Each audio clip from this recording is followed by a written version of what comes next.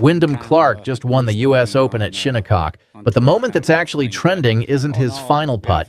It's a rules official standing 3 feet away, watching his ball roll back into a camera stand twice and saying nothing. How does that happen? A man trained for over 2 decades to enforce every letter of the rulebook, standing right there, and the outcome still favors the guy already leading the tournament.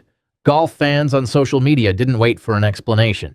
They went straight to the USGA's replies, asking the same question you're probably asking right now. Was that legal or just convenient? And here's what makes this bigger than one drop on one hole. This isn't Clark's first rules controversy, it's not his second. By the time you finish this video, you'll see exactly how many times this same pattern has repeated, and why the USGA still hasn't said much about any of it. So, before we break down what actually happened on that 17th hole, I want to know where you stand. Do you think that ruling was completely fair? Or did Clark get a break he shouldn't have? Drop your verdict in the comments. And if you want to see exactly how this pattern started, hit subscribe, because it goes back further than you think. To understand why this moment hit so hard, you need to understand 2 things: who Wyndham Clark actually is and what a USGA rules official is supposed to do. Clark isn't a nobody. He's the 2023 US Open champion, a proven major winner, a fan favorite for his aggressive style, and exactly the kind of star broadcasters want deep in contention on a Sunday. That matters because the USGA isn't the PGA Tour. They're the governing body that writes the rules and controls officiating at the US Open.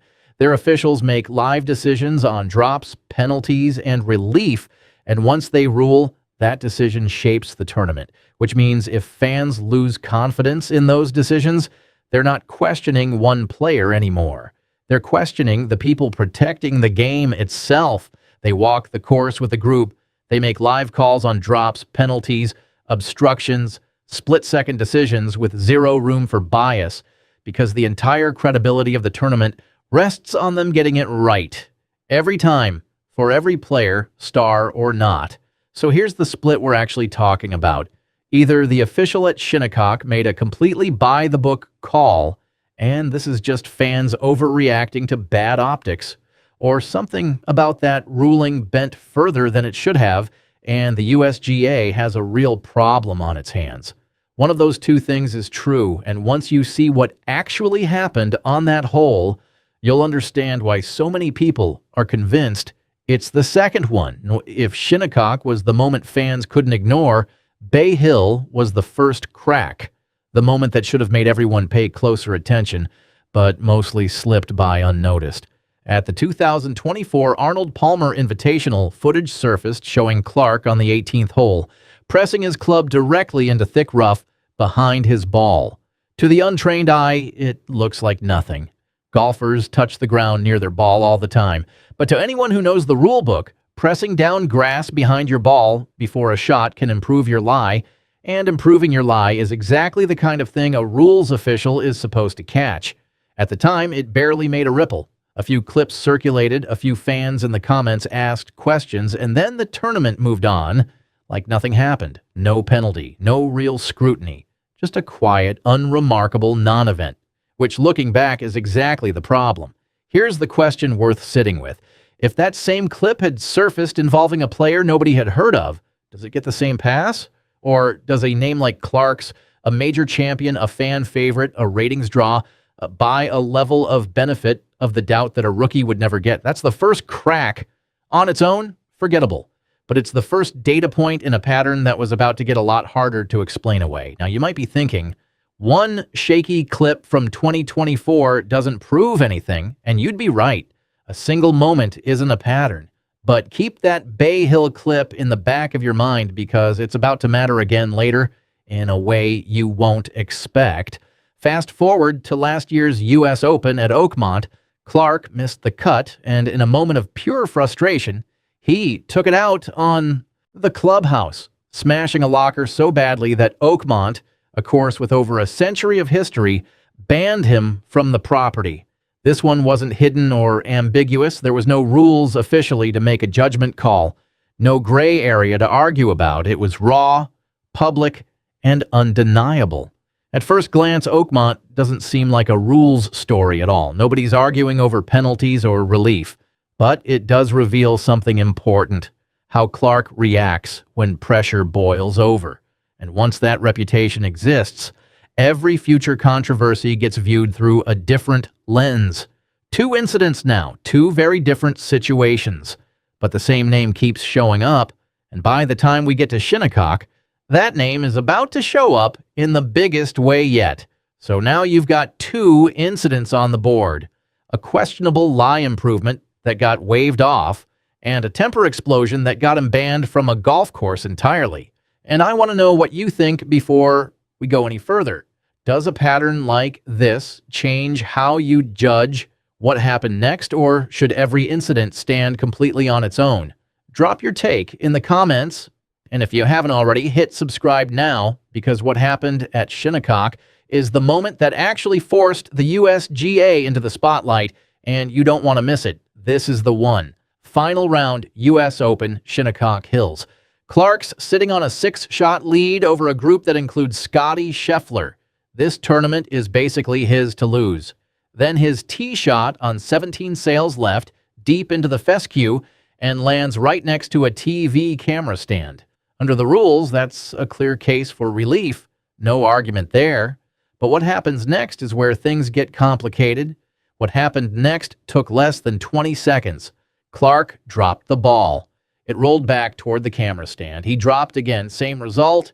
Under the rules, that meant he no longer had to drop at all. He could place the ball. The official never hesitated. No penalty, no warning. Play on. Technically correct. Visually, that's the moment the internet couldn't stop replaying. And here's the number that's been driving fans crazy since it happened. 2 drops, not 1, 2, both landing in a way that worked out perfectly for him. The official assigned to Clark's group stood there and watched the entire sequence, start to finish, and made the call. No penalty, no violation, completely within the rules. And technically, he's right. Nothing in the rulebook was broken. But here's the split path you have to sit with. Either this is exactly what the rulebook is supposed to allow, a player getting a fair break because the rules say so, or it's a case where the letter of the law protected an outcome that never should have felt this convenient. Remember that Bay Hill clip from 2024, the one that barely made a ripple? This is the moment it stops looking like an isolated shrug and starts looking like a pattern the USGA has been comfortable living with.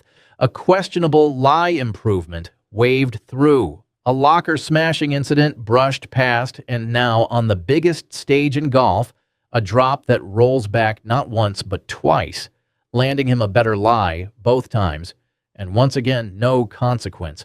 Fans didn't wait for a press release. Within minutes, social media was flooded with the same accusation that the USGA lets its stars operate by a different standard than everyone else. One fan called it going full lawn care service. On the drop, another asked bluntly what exactly the rules were even for if this is how they get applied. Clark finished the hole, saved his par, and went on to close out the tournament with his second major title. But the trophy he walked away with came with something attached to it that no other champion this year has had to deal with. A cloud of doubt that the USGA still hasn't fully addressed. So here's where you have to ask yourself the bigger question. Is this actually about Wyndham Clark at all? Because if you zoom out, Clark is just one player. He didn't write the rule book, and he didn't officiate his own group. Every decision that let him keep his lie, keep his score, and keep his lead came from the people standing next to him with the authority to say no. So maybe the real story isn't what Clark got away with.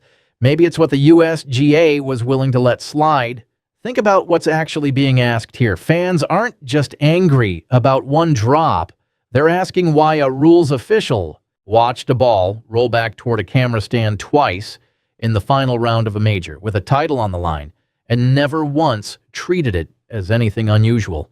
They're asking why a player with a Bay Hill lie improvement clip and an Oakmont ban already on his record gets the benefit of the doubt every single time.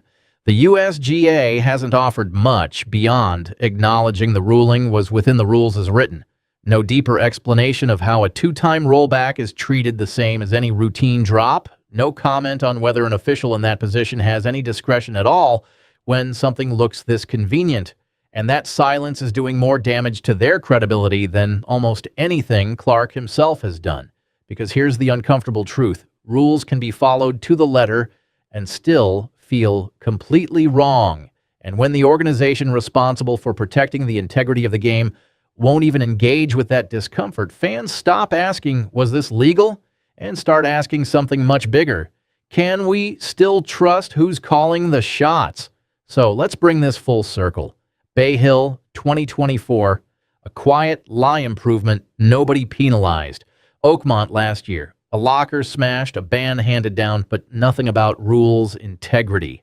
And now Shinnecock, a drop that rolled back not once but twice, watched the entire time by an official who called it clean. Same player, 3 moments, and every single time the benefit of the doubt landed in his favor. The USGA says nothing was broken. Technically, they might be right, but technically legal and should have happened are two very different things, and right now golf fans aren't sure which one they just watched. What happens if this pattern shows up a 4th time? What happens if it's not Clark next time, but someone with even more on the line? That's the question the USGA still hasn't answered. And until they do, this story isn't close to over. So here's my question for you. After everything we just laid out, Bay Hill, Oakmont, Shinnecock, do you think Wyndham Clark got a fair run, or maybe this was never really about Wyndham Clark? Maybe it's about whether modern golf has reached the point where knowing the rule book is almost as valuable as hitting the perfect shot. The USGA says everything was handled correctly. A lot of fans aren't convinced. Which side are you on? Drop your verdict in the comments, and while you're down there, let me know where you're watching from and how old you were when you first picked up golf. I want to see just how far this story has traveled. And if you want to be here the moment the USGA responds, hit subscribe now, because this one's not going away quietly.